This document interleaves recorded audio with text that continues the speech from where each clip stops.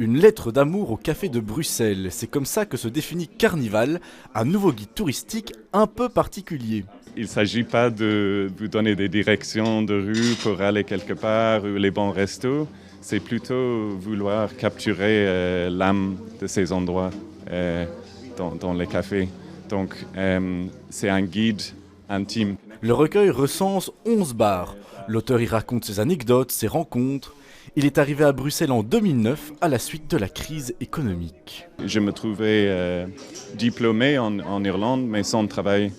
Et comme j'aimais bien les langues et je trouvais que Bruxelles était une ville intéressante, je suis venu un peu comme ça au hasard.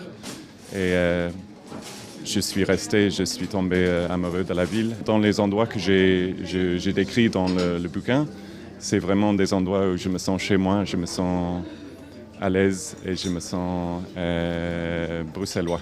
Dans le guide, on trouve ce bar sur le parvis de Saint-Gilles. Un quartier bien particulier, un café avec son architecture et son public typique de la capitale.